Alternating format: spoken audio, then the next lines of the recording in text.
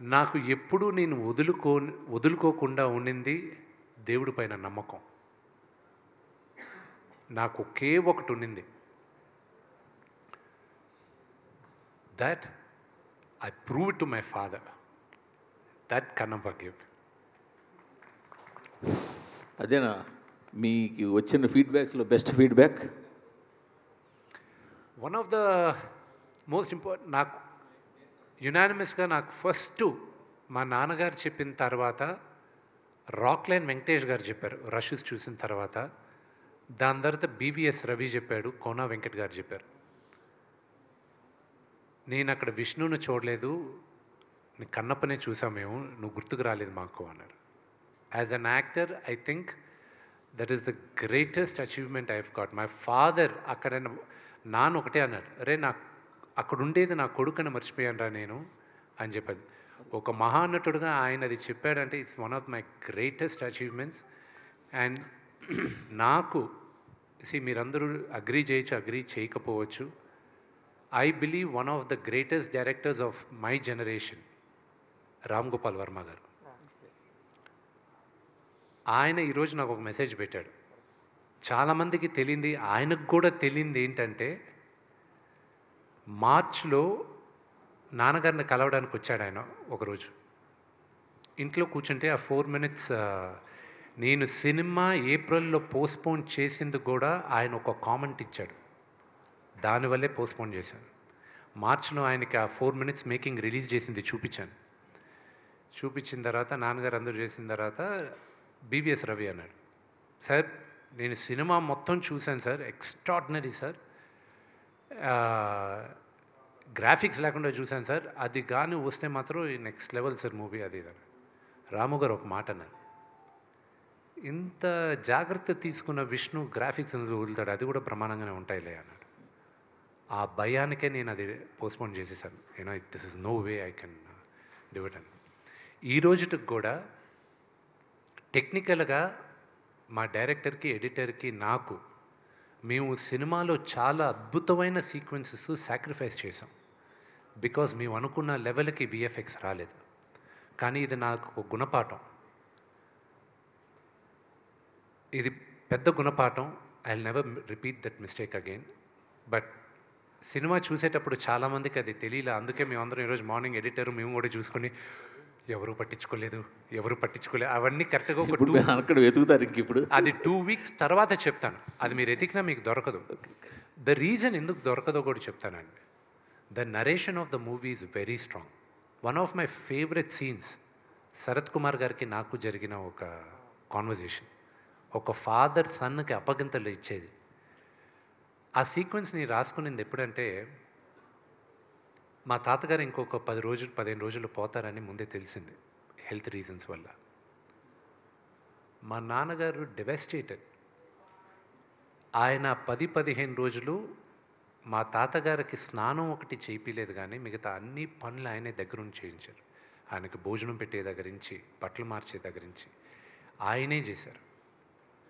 I saw that and I felt. ఈ కథ రాసుకునేటప్పుడు if a father had a chance, ఏ తండ్రికైనా ఒక్క ఛాన్స్ దొరికితే, నేను ఇంక ఉండను, నేను చెప్పాలనుకునేదంతా నా బిడ్డకి చెప్పేయాలి అని ఒక్క ఛాన్స్ దొరికితే ఎలా ఉంటుంది? I wish every father has the chance అని ఆ సీన్ రాసుకున్నాను నేను. Very good, super super. ఇంకొక ఈ సినిమాకి సంబంధించిన ఒక ప్రౌడ్ మూమెంట్ అంటే ఫస్ట్ టైం మేము ఇన్ రీసెంట్ ఒక లాస్ట్ 5-6 ఇయర్స్లో ట్రాలర్స్కి మీరు ఒక మూమెంట్ కూడా దొరకకుండా ఈ సినిమా ఇవ్వడం. So for that per also congratulations మీకు. వాళ్ళకి ఎక్కడ మీకు ఛాన్స్ ఇవ్వలేకపోయారు. అది కేవలం శివలీలండి. Last there are some flaws in the movie, లేకుండా లేదు. మేము ఎన్ని కప్పిపుచ్చాలన్నా కూడా 1-2 ఫ్లాస్ ఉన్నాయి. కానీ అందరూ మమ్మల్ని ఎందుకు ఎక్స్క్యూజ్ చేశారో కూడా చెప్తాను. Only reason they excused is because they all fell in love with the last 1 hour. ఎప్పుడు సరే అందరూ ప్రభాస్ గారు వచ్చిన తర్వాత సినిమా మారిందంటున్నారు, అక్కడ కాదు మారింది సినిమా. శరత్ కుమార్ గారు నన్ను పిలిచి, నేను వెళ్తూ టక్కన ఆగి శరత్ కుమార్ గారు ఎదురుగా నిలబడతారు. మా ఇద్దరు కాన్వర్జేషన్ ఉంది చూడండి, అక్కడి నుంచి మీరు కనెక్ట్ అయిపోయారు సినిమాకి. అది కోర్స్ ప్రభాస్ ఉన్న క్రేజ్, ఆ స్టార్డమ్ వల్ల మనం అక్కడ అనుకుంటున్నాం కానీ అక్కడి నుంచి మొదలైంది. And it went up when Prabhas came.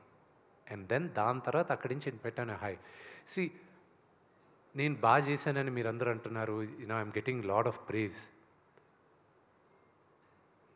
ఇన్ని 20 సంవత్సరాల తర్వాత, 21 సంవత్సరాల తర్వాత మధ్యలో డీ చాలా బాగా చేశానన్నారు అందరూ, everybody loved me on the character. But honestly this, నాకు రాము గారి సినిమా అనుక్షణం అన్న సినిమాలో I felt I did a good job.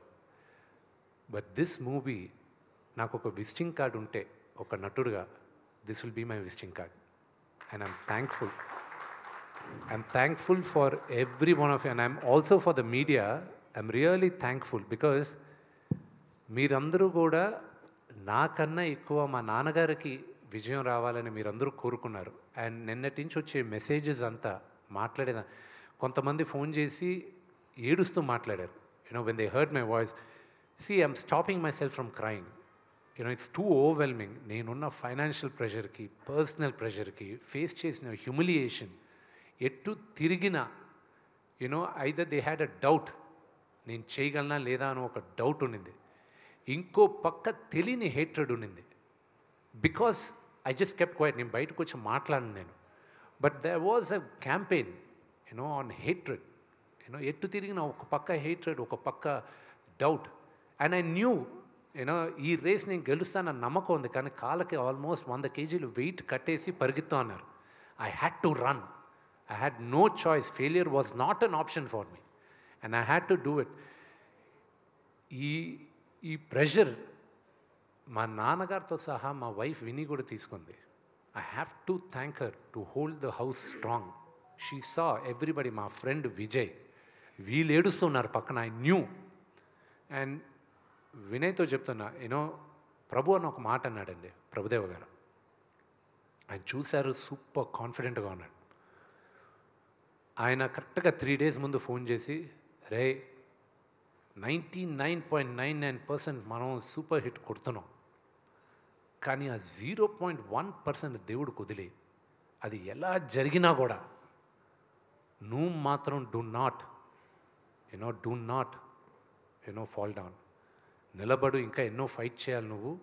ఫాదర్ని మాత్రం జాగ్రత్తగా చూసుకో, ఆ 0.1% మైండ్లో పెట్టుకో అన్నాడు.